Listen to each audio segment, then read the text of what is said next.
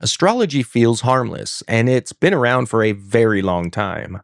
Horoscopes, personality profiles, zodiac signs, and for most people, it doesn't even feel serious, just interesting, maybe even helpful in some cases.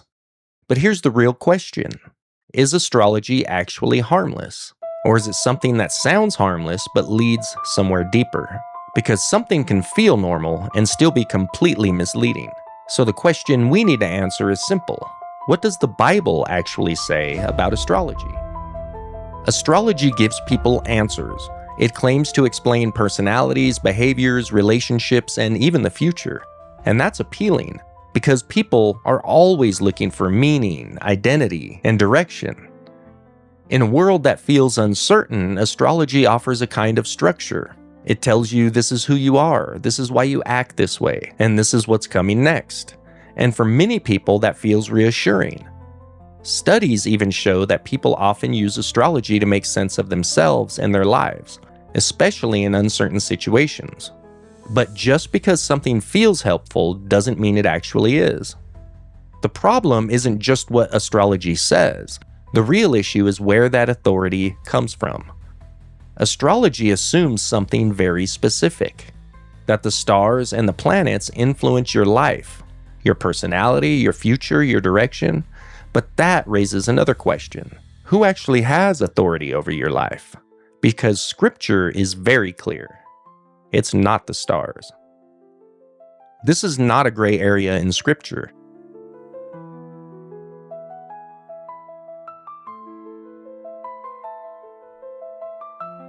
Deuteronomy 18 verses 10 through 12 says, "There shall not be found among you anyone who practices divination or interprets omens."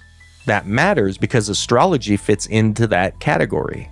It's a way of trying to gain guidance, trying to understand the future outside of God. And Scripture calls that out directly. One of the main reasons astrology is so attractive is control. People want to know what's coming next, what decisions to make, and what direction to go. Astrology offers that illusion.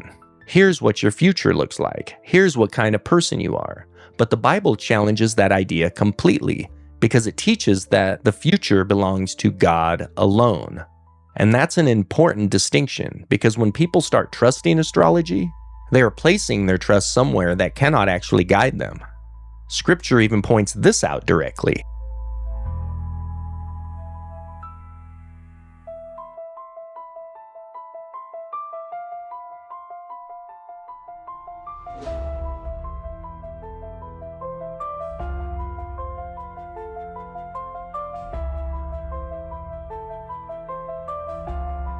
Isaiah 47:13 and 14 says, "Let those who divide the heavens stand up and save you." The message is clear. Astrologers cannot save. They cannot predict accurately, and they cannot deliver what they promise. They appear to offer insight, but ultimately, they fail. So why do people still trust astrology? Because it often feels accurate. It feels personal. It feels like it explains something real. But there's a reason for that. Most of astrology relies on general statements, broad personality traits, and things that can apply to almost anyone.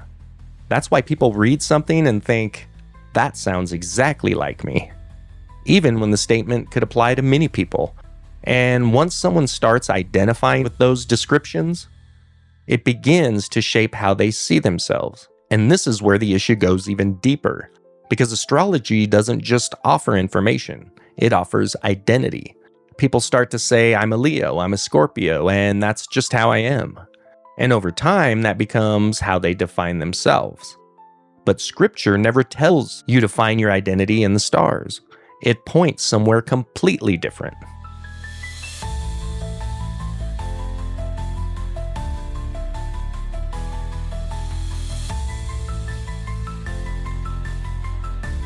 Jeremiah 10:2 says, "Do not lean on the ways of the nation. Do not be dismayed at the signs of the heavens." That speaks directly to this, because the surrounding cultures back then relied heavily on astrology, and God tells his people, do not follow that pattern.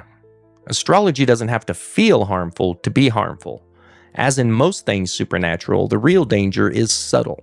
It shifts trust. Instead of looking to God for direction, identity, and truth, people begin looking to something else, and that shift counts, because whatever you trust eventually shapes how you live. Most people don't start with full belief, they start with curiosity. Reading a horoscope, checking a zodiac sign, exploring personality traits. But over time, curiosity can turn into dependence. What does my chart say? What does this mean for my future? And once that happens, authority has already shifted. So if astrology isn't the answer, what is? Let's look at scripture again.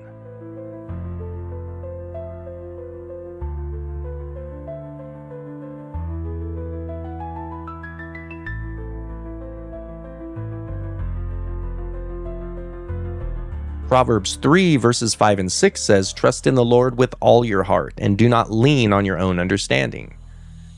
This is the difference. Astrology says, look to the stars.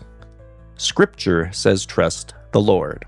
And those are two completely different foundations. Astrology may feel harmless, but remember, it's not neutral. It's not just entertainment. And it redirects trust. And where you place your trust always matters. So is astrology dangerous? Well, according to scripture, the danger isn't always obvious. It's not just about what it says. It's about where it leads, what it replaces, and who you trust.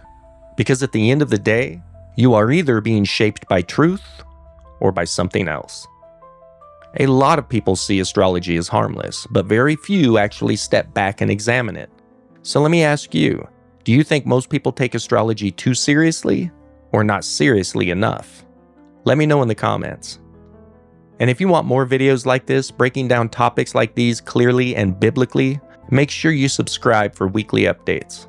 Also, hit that like button. It helps to push this video out to more people just like you and me. Always seek His truth, and I'll see you in the next video.